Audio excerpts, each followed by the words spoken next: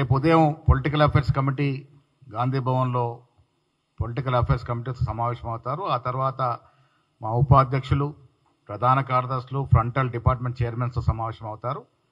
సాయంత్రం 3 గంటలకి లాల్బాగ్ స్టేడియంలో జరిగే ఒక వినూత్నమైన కార్యక్రమం, ఏఐసిసి అధ్యక్షులు నేరుగా గ్రామ కాంగ్రెస్ కమిటీ అధ్యక్షులను ఉద్దేశించి సంబోధిస్తారు.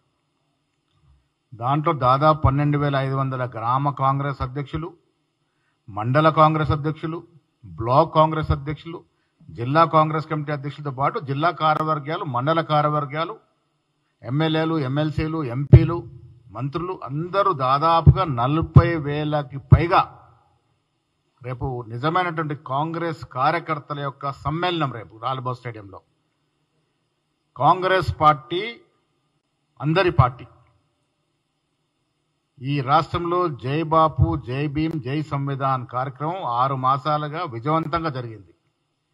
కాంగ్రెస్ పార్టీ అన్ని వర్గాలకి, అన్ని ప్రాంతాలకి, అన్ని కులాలకి సమన్యాయం చేసే పార్టీగా ఇవాళ సమన్యాయం చేస్తున్న తరిమిల ఈ సమావేశం పేరు కూడా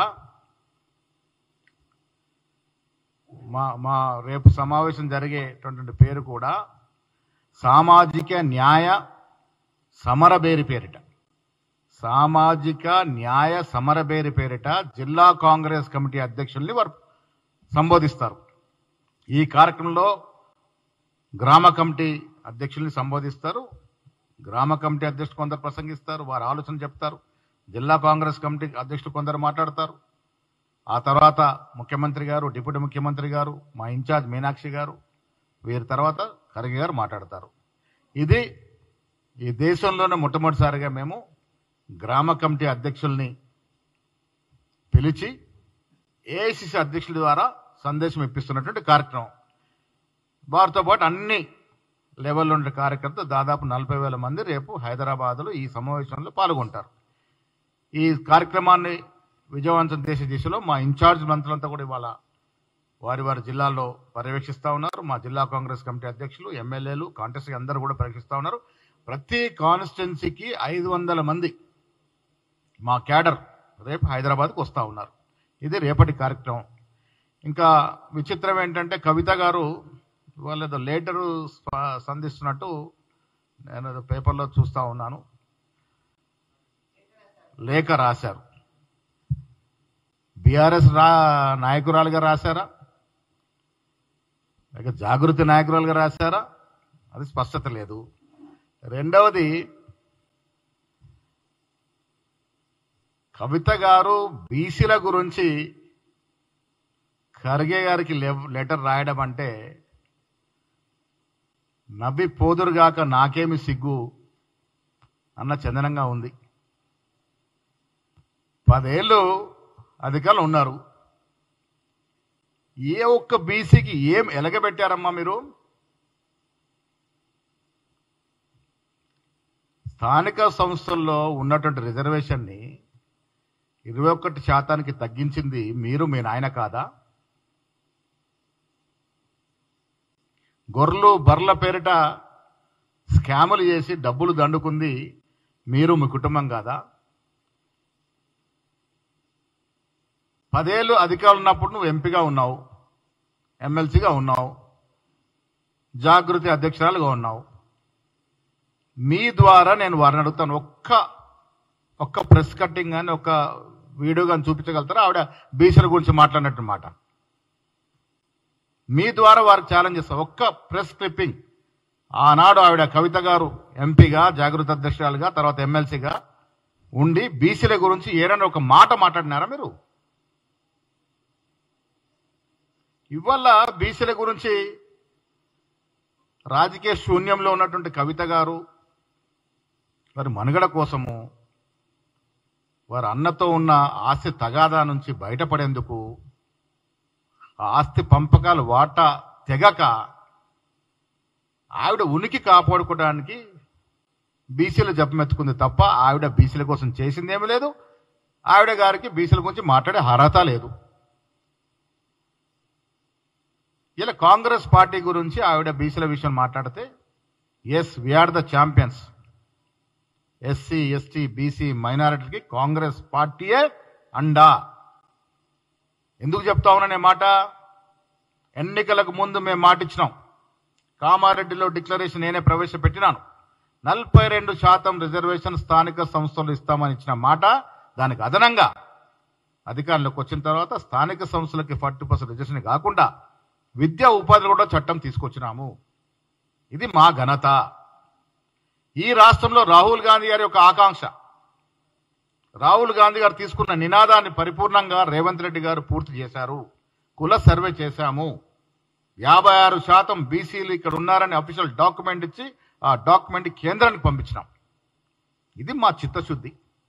ఆవిడ వాళ్ళు అంటా ఉంది, నేను బీసీల కోసం ఉద్యమం చేసినాను. మీకు ఎవరైనా గుర్తుందా? ఆవిడ ఎక్కడుంది? మేము బీసీ చట్టం చేసినప్పుడు, రాష్ట్రంలో బిల్లులు చేసినప్పుడు ఎక్కడుంది ఆవిడ? ఏమైనా ఐడియా ఉందా మీకు? ఎక్కడుంది ఆవిడ? లిక్కర్ రాణి గారు జైల్లో ఊకలు లెక్క పెడతా కూర్చుంది. మేము కాంగ్రెస్ పార్టీ బీసీల కోసం వాగ్దానం చేసిన రోజున, మేము కాంగ్రెస్ పార్టీ బీసీల కోసం డ్రాఫ్ట్లు చేసి రిజల్యూషన్ చేసిన రోజున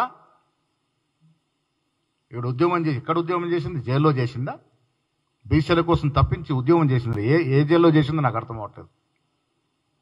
ఎక్కడ చేసావమ్మా నువ్వు ఉద్యమం? అసలు టిఆర్ఎస్ నాయకులకు కానీ మీకు కానీ బీసీల గురించి మాట్లాడే అర్హత, హక్కు లేదు.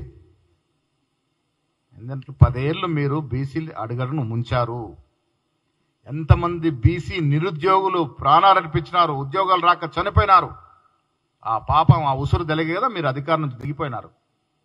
ఎన్ని ఉద్యోగాలు ఇచ్చారు మీరు? ఇదే నిరుద్యోగులు అడ్డం పెట్టుకొని ఉద్యోగం చేసి ఇలా నిరుద్యోగులు ప్రాణాలు అర్పించి వారి కుటుంబాలు రోడ్డున పెడితే 10 ఏళ్ళు అధికారంలో ఉండి 50,000 ఉద్యోగాలు ఇలాంటి పరిస్థితి మీకు. మీరు ఉద్యోగాలు ఇస్తే ఎంతమంది బీసీలకి న్యాయం జరిగేది? అది ఇవ్వరు. ఇలా మేము చట్టం చేసి పార్లమెంటుకి పంపినాము, కేంద్రానికి పంపినాము. బీజేపీ నాయకులు దీని మీద మాట్లాడరు, దీని మీద స్పందించరు. కవిత గారు కొత్త అవతారం ఎత్తుకొని ఆవిడేదో బీసీల కోసం చేసినట్టుగా ఉద్యమాలు చేసిందట. ఎక్కడ చేసిందో నాకు అర్థమవుతలేదు.